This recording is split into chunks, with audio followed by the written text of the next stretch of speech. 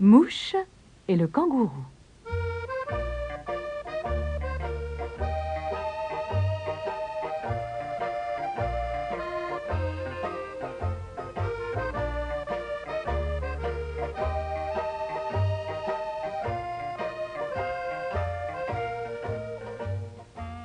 Mouche, en suivant un lièvre, s'était perdue dans la savane.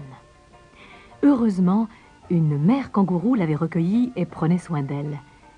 Elle cherchait l'ornithorynque qui devait aider Mouche à retrouver son chemin.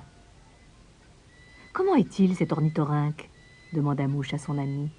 « Oh, c'est un drôle d'animal, » répondit le kangourou. « C'est un des plus vieux animaux d'Australie. On ne sait pas très bien si c'est un oiseau, un poisson ou quelque chose d'autre. D'ailleurs, personne ne s'intéresse beaucoup à lui dans la savane, sauf les humains. Ils n'arrêtent pas d'écrire des livres sur lui. » Mouche et le kangourou arrivèrent bientôt au bord d'un lac. À la surface de l'eau, ils aperçurent une forme noire. C'était un grand bec. Et ce bec appartenait à la créature la plus étrange que Mouche ait jamais vue. Petite, couverte de poils, avec une longue queue comme un castor et un bec comme celui d'un canard. En les entendant arriver, l'ornithorynque sortit de l'eau et leur dit « Avez-vous l'intention d'écrire un livre, vous aussi ? Moi qui n'aime que la tranquillité, on me dérange sans arrêt sous prétexte que je ne vis qu'en Australie et que j'existe depuis des milliers d'années. » Mouche essaya d'expliquer qu'elle cherchait son chemin, mais l'ornithorynque bâillait d'ennui. Furieuse, elle cria « Mais enfin, il y a bien quelqu'un qui saurait me dire où est ma maison !» L'ornithorynque se décida alors à lui répondre. « Demandez à la bergeronnette.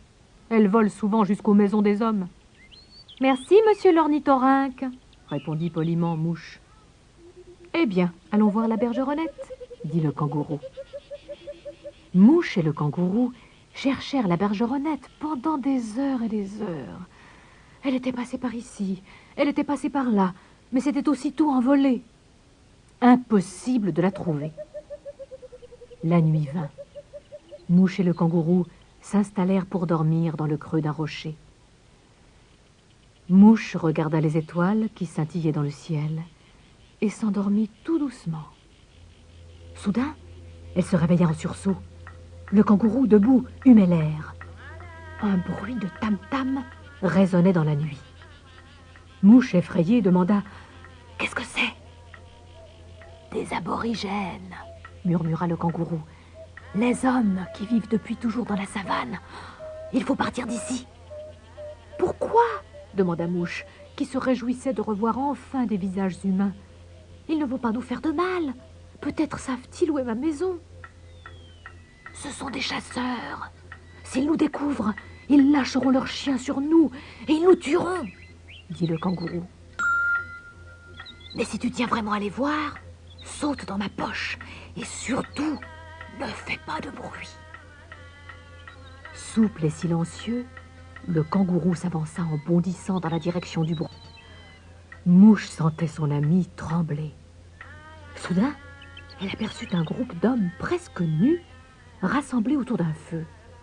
Certains étaient accroupis par terre et tapaient dans leurs mains au rythme du tam-tam. D'autres dansaient en psalmodiant une étrange mélopée. Leur corps était décoré de peintures rouges et blanches et leurs yeux brillaient. Oh, « J'ai peur, » murmura Mouche. « Ils ne ressemblent pas aux hommes que je connais. »«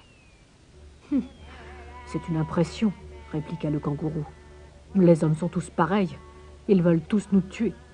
Regarde, ils miment une chasse aux kangourous. »« Oh, j'ai honte d'être un humain, » dit Mouche en frissonnant. « Allons, allons, » fit gentiment le kangourou. « Il y a aussi des humains qui ne sont pas mauvais. Ceux qui ne portent pas de bottes en peau de kangourou, qui ne mangent pas de soupe de kangourou. »« Jamais je ne ferai ça, » assura Mouche. À cet instant, les chiens des aborigènes se mirent à aboyer. Ils avaient senti la présence des deux intrus. La musique cessa et des cris retentirent dans la nuit. Mouche toujours dans sa poche, le kangourou s'enfuit en faisant des bonds gigantesques. Mais les chiens et les aborigènes se lancèrent à leur poursuite en poussant des hurlements. Le kangourou commençait à s'essouffler. « Laisse-moi ici !» s'écria Mouche. « Je suis trop lourde. Laisse-moi et sauve-toi !»« Pas question !» répliqua le kangourou en haletant. « C'est comme ça que j'ai perdu mon petit. » Brusquement, le kangourou s'arrêta. Il venait de sauter sur un rocher et, à ses pieds, s'ouvrait un profond ravin. En se retournant, Mouche vit que les hommes étaient encore loin, mais un chien s'était détaché de la meute. Vite, le kangourou fit sortir Mouche de sa poche et se retourna pour l'affronter. Le chien gronda en montrant les crocs et bondit sur le kangourou, qui le serra très fort entre ses pattes et le jeta par terre, mort. Mais les aborigènes étaient maintenant tout près. Le kangourou n'avait plus qu'un moyen de s'échapper, sauter par-dessus le ravin. Il remit Mouche dans sa poche et prit son élan. « Laisse-moi » cria Mouche, « tu ne... » Elle n'eut pas le temps de terminer sa phrase. Le vent siffla à ses oreilles et elle sentit qu'elle s'envolait. Le saut sembla durer une éternité.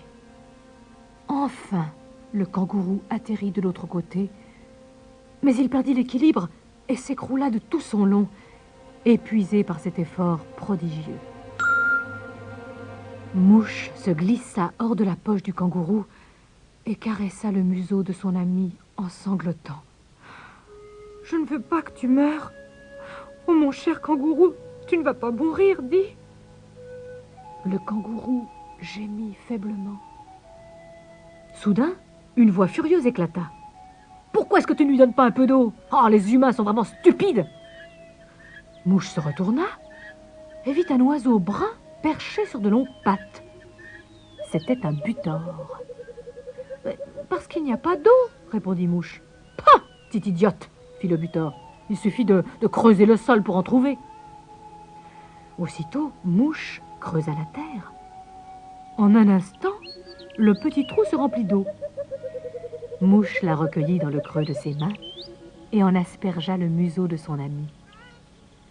Le kangourou ouvrit les yeux. Oh, quel bonheur! Il était vivant. « C'est gentil de m'avoir donné un si bon conseil, » dit-elle au butor. Mais le butor, qui est un oiseau très mal élevé, lui fit une grimace avant de s'éloigner en se dandinant. Après avoir fait quelques pas, il se retourna et dit encore « Hé, oui, petite sotte, il y a une grotte bien sèche derrière l'eucalyptus. L'endroit idéal pour un kangourou et un petit humain stupide. »« Merci !» s'écria Mouche, tandis qu'elle aidait le kangourou à se relever. Elle songea qu'elle avait bien de la chance de rencontrer tant d'amis dans la savane. Bientôt, elle trouverait la bergeronnette qui lui indiquerait le chemin de sa maison.